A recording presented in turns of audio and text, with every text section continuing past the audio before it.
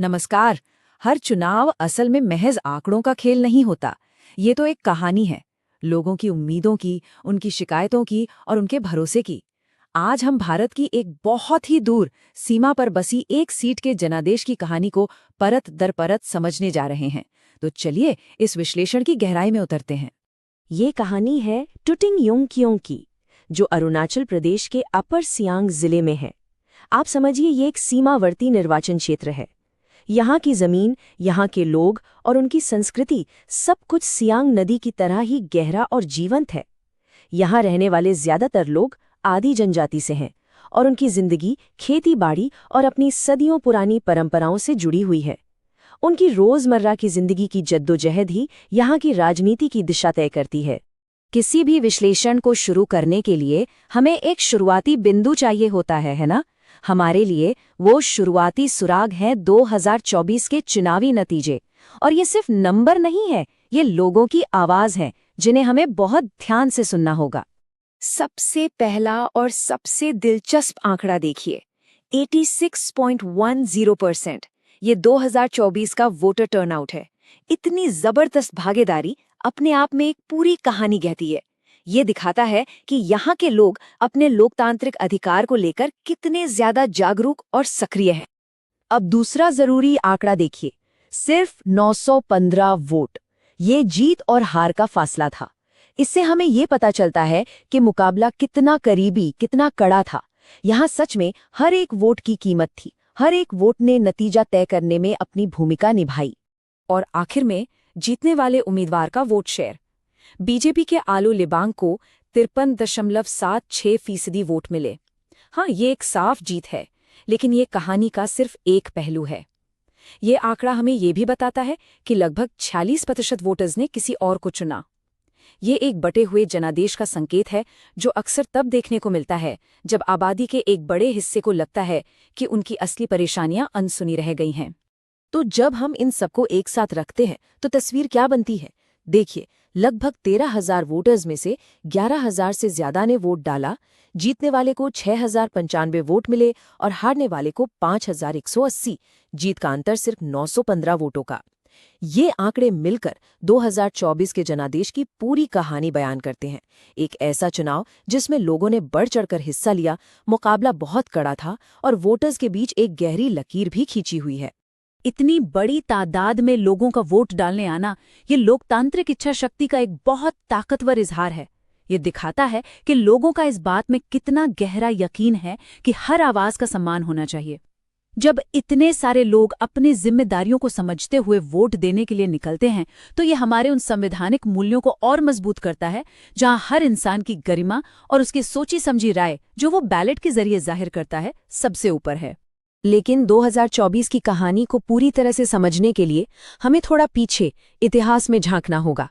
इस निर्वाचन क्षेत्र का जो अतीत है वो काफी उतार चढ़ाव भरा रहा है, और इन्हीं पुराने पैटर्न्स में आज को समझने की चाबी छुपी है। चलिए जरा पिछले कुछ दशकों के इस सफर पर एक नजर डालते हैं। ये टाइमलाइन बहुत दिलचस्प है, जरा देखिए। 1995 में कांग्रेस ने 80% वोटों के साथ एक तरफा जीत हासिल की, लेकिन ठीक अगले चुनाव 1999 में वो एक क्षेत्रीय पार्टी से हार गई। 2004 में कांग्रेस ने फिर से लगभग 80% वोटों के साथ जबरदस्त वापसी की, लेकिन 2009 में फिर से हार का मुंह देखना पड़ा।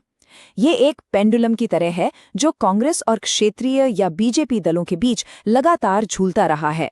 2014 में कांग्रेस की जीत बहुत मामूली अंतर से हुई और उसके बाद से बीजेपी का दबदबा हमें देखने को मिल रहा है। ये बार चार्ट कांग्रेस की चुनावी किस्मत के इस उतार चढ़ाव को और भी साफ तौर पर दिखाता है। सोचिए, एक चुनाव में आप लगभग 80% वोट शेयर के साथ शिखर पर हैं और अगले ही चुनाव में आप 40% से भी नीचे आ जाते हैं। ये बहुत ज्यादा अस्थिरता का संकेत है। इससे एक बात साफ पता चलती है, यहाँ के वोटर किसी एक पार्टी के प्रति हमेशा वफादार नहीं रहते। वो मुद्दों और उम्मीदवारों के आधार पर अपना मन बनाते हैं। अब हम चेहरों से हटकर उस राजनीतिक सिस्टम और उस मशीनरी को समझने की कोशिश करेंगे जो इन नतीजों को शेप देती है। क्योंकि आखिर में चुनाव सिर्फ उम्मीदवार नहीं लड़ते, बल्कि उनके पीछे का पूरा संगठन और व्यवस्था लड़ती है। आइए कांग्रेस पार्टी की रणनीतिक स्थिति का विश्लेषण करते हैं। एक तरफ कांग्रेस की ताकत उसका राष्ट्रीय ब्रांड है और उसके कुछ पुराने वफादार आदिवासी कैडर हैं, लेकिन दूसरी तरफ जमीनी स्तर पर लीडरशिप की कमी, एक कमजोर पड़ चुका स्थानीय संगठन और फंड्स की कमी, ये सब उसे बुरी तरह से प्रभावित कर रहे हैं। तो ये एक रणनीतिक दुविधा जैसी स्थिति है। मौके तो हैं, जैसे कि सरकार के खिलाफ बनी भावना का फायदा उठाना, लेकिन बीजेपी के मजबूत संसाधन और संगठनात्मक ताकत एक बहुत बड़ा खतरा भी पैदा करते हैं। किसी भी लोकतंत्र को चलाने वाली सबसे बड़ी ताकत कौन है? वोटर, उनके अपने अनुभव और उनकी रोजमर्रा की चिंताएं। तो अब हम अपने विश्लेषण का रुख उन असली बुनियादी शिकायतों की ओर मोड़ते हैं जो टुटिंग यांकियों के लोगों के लिए सबसे ज्यादा मायने रखती हैं। इस टेबल को देखिए, तस्वीर बिल्कुल साफ है। सड़कें और कनेक्टिविटी और स्वास्थ्य सेवा तक पहुंच, ये दो मुद्दे सबसे ऊपर हैं। इनकी तीव्रता सबसे ज्यादा है। ये लोगों की बुनियादी जरूरतें हैं। इनके बाद आते हैं रोजगार, सियांग बांध से जुड़ी चिंताएं और सीमा सुरक्षा जैसे मुद्दे। अब ये साफ है कि कोई भी राजनीतिक दल जो इन सबसे जरूरी शिकायतों को हल करने का वादा करेगा और उस पर अमल करके दिखाएगा, उसे ही लोगों का समर्थन मिलेगा। तो इस सारी डेटा और विश्लेषण के आधार पर एक असरदार और सिद्धांत पर चलने वाली सरकार का खाका कैसा दिखना चाहिए? यहाँ हम एक रणनीतिक ढांचा पेश कर रहे हैं जो सीधे तौर पर टूटिंग यांकियों के आंकड़ों से निकला है। ये किसी पार्टी का प्लान नहीं है, बल्कि एक अच्छे शासन के लिए एक रोड मैप है। इसका पहला स्तंभ है जनजातीय पहचान और सुरक्षा। ये सीधे तौर पर यहाँ की आधी जनजाति की चिंताओं और सीमावर्ती क्षेत्र की हकीकत से जुड़ा है। इसका मतलब है स्थानीय संस्कृति, जमीन और परंपराओं की रक्षा करना और साथ ही सीमा सुरक्षा की चिंताओं को गंभीरता से लेना। ये लोगों की जड़ों और उनकी सुरक्षा दोनों से जुड़ा हुआ मुद्दा है। दूसरा स्तंभ है बुनियादी ढांचा और विकास। और ये कोई खोखला वादा नहीं है, ये सीधे सीधे उन दो सबसे बड़ी शिकायतों का जवाब है जो हमने देखी, सड़कों और स्वास्थ्य सेवा। सड़कें, पुल, स्कूल और क्लिनिक जैसी ठोस जरूरतें, इनको प्राथमिकता देना लोगों की जिंदगी को बेहतर बनाने के लिए जरूरी है, न कि सिर्फ कागजों पर विकास दिखाने के लिए। तीसरा स्तंभ है पार्टी, संगठन और गठबंधन। ये हमारे स्वॉट विश्लेषण में पहचानी गई कमजोरियों जैसे कमजोर स्थानीय संगठन और लीडरशिप की कमी का सीधा समाधान है। बूथ लेवल से संगठन को फिर से खड़ा करना और नए चेहरों को आगे लाना किसी भी रणनीति को जमीन पर उतारने के लिए बेहद जरूरी है। और चौथा स्तंभ है संचार और मीडिया। आज के डिजिटल दौर में अपनी बात को सही तरीके से लोगों तक पहुंचाना बहुत अहम हो गया है। व्हाट्सएप और इंस्टाग्राम के जरिए स्थानीय भाषा में संदेश भेजना जरूरी है, लेकिन यहाँ एक बात का ध्यान रखना बेहद जरूरी है। भारत का जो digital personal data protection framework यानी DPDP है, उसके तहत लोगों की निजता और सहमति का सम्मान करना। डिजिटल कम्युनिकेशन जिम्मेदारी से होना चाहिए, लोगों के डेटा का गलत इस्तेमाल किए बिना। अच्छा, तो इस ब्लूप्रिंट को लागू करने के लिए एक आदर्श उम्मीदवार में क्या खूबियां होनी चाहिए? इस स्कोर कार्ड को देखिए। सबसे महत्वपूर्ण गुण है ईमानदारी और अपने समुदाय से गहरा जुड़ाव। एक ऐसा इंसान जिस पर लोग भरोसा कर सकें। साथ ही अच्छी बातचीत की कला और थोड़ी बहुत डिजिटल समझ भी जरूरी है, ताकि वो पारंपरिक विश्वास को आज के नए तरीकों से जोड़ सके। अब रणनीति से एक्शन की ओर बढ़ते हैं।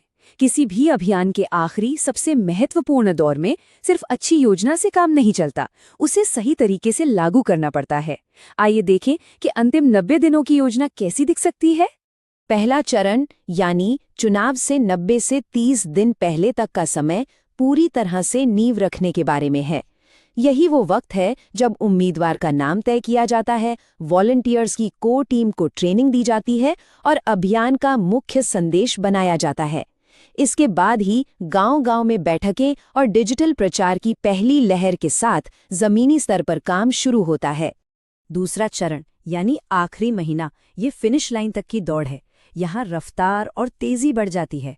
अब बड़ी बड़ी रैलियों से हटकर घर घर जाकर लोगों से मिलना, व्यक्तिगत संपर्क साधना, इन पर ध्यान दिया जाता है।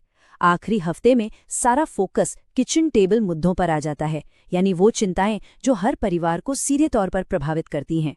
और अंत में वोटिंग के दिन सब कुछ इस बात पर निर्भर करता है कि आपकी टीम कितनी तैयार है। हर बूथ पर एजेंट मौजूद हों और वोटर्स को पोलिंग स्टेशन तक पहुंचाने में मदद की जाए। करीबी मुकाबले यहीं जीते या हारे जाते हैं। तो अंत में हम इस विचार पर आते हैं कि शासन का भविष्य सितारों में नहीं, बल्कि इस जमीन में लिखा है। लोगों की रोजमर्रा की शिकायतों के डेटा में और जनता के विश्वास की नींव में एक ज्यादा जवाबदेह, डेटा पर आधारित और जन केंद्रित नेतृत्व ही आगे का रास्ता है। अगर आप एक जन केंद्रित नेता बनना चाहते हैं और अपने निर्वाचन क्षेत्र का उत्थान करना चाहते हैं तो blueprintstrategies.ai से mgr@blueprintstrategies.ai पर संपर्क करें या 08042041602 पर कॉल करें। उद्देश्य राजनीति से परे।